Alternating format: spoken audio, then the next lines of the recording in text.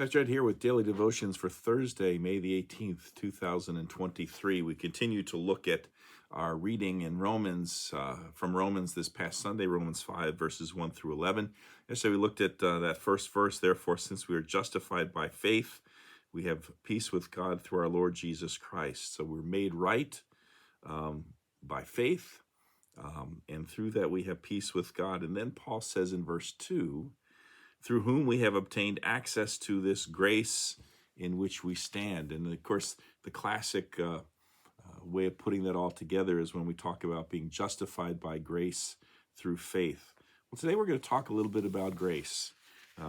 Story is told about a man who died and went to heaven. He's at the pearly gates, and he's St. Peter standing there, and the gates are closed to him. And Peter says, well, tell me why I should let you into heaven.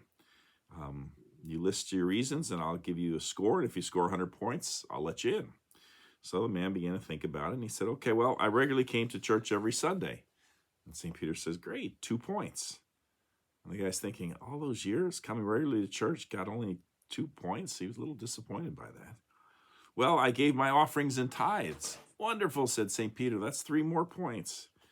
I participated in ministry, 2 points. He's thinking hard, and I shared about Jesus with 2 of my friends, 5 points. Well, now he adds it up.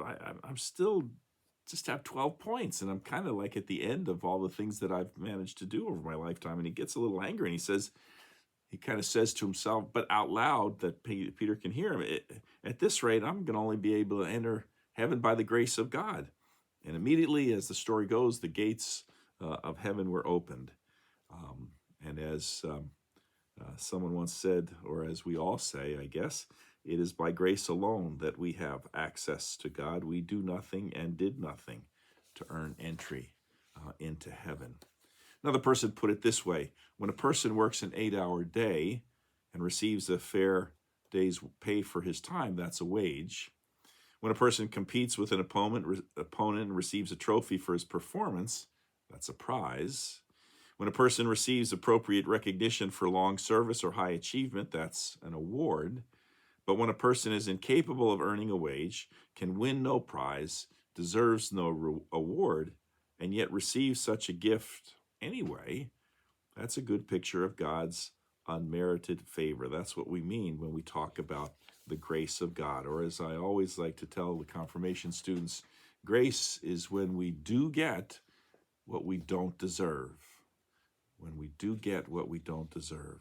A fellow once wrote about taking a youth ministry class, and he was studying hard for the exam. And when he got to class, everybody was doing their last minute studying, as he was. And teacher came in and said that he would review with the class for just a little bit before the test. So they went through the review, most of it right in the study guide, but there were some things that he was reviewing that this particular student had never heard of. And when questioned about it, the professor said, well, these were things that were in the book, and we were also responsible for everything in the book, and so they couldn't really argue with that. And so finally it was time to take the test. And the professor said, leave them face down on the desk until everyone has one, and I'll tell you to start. Well, when we turned them over, every answer on the test was filled in. And at the bottom of the last page was the following: this is the end of the final exam. All the answers on your test are correct. You will receive an A on the final exam, and the reason you passed the test is because the creator of the test took it for you.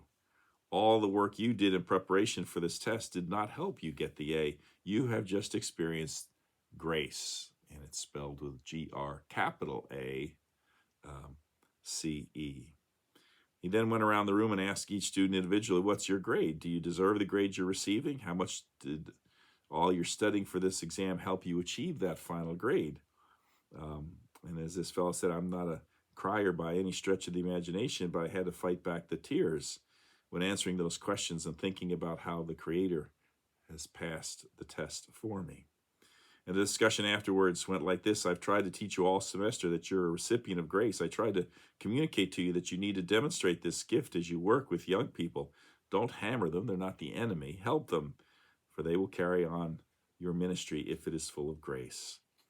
talking about how some of us had probably studied hours and some just a few minutes, but had all received the same grade, he pointed to that story that Jesus told in Matthew 20, the owner of the vineyard who had hired people to work in his field and agreed to pay them all a certain amount.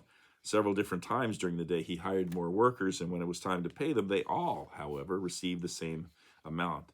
And when the ones who had been hired first thing in the morning began to complain, the boss said, "Should you be angry because I am kind?" The teacher said that he had never done this kind of a final exam before, probably would never do it again. But because of the content of many of the class discussions, he felt like we needed to experience grace. And finally, a fellow by the name of Jerry Bridges once said this: "Our worst days are never so bad that we are beyond the reach of God's grace. And our best days are never so good that we are beyond the need of God's grace." Our worst days are never so bad that we're beyond the reach of God's grace. And our best days are never so good that we are beyond the need of God's grace. Grace is when we do receive what we don't deserve. Well, we'll end there for today. We'll talk a couple more important words, hope and then love, in our final 2 days this week. Hope you have a great day today and see you again tomorrow. Until then, take care. Bye.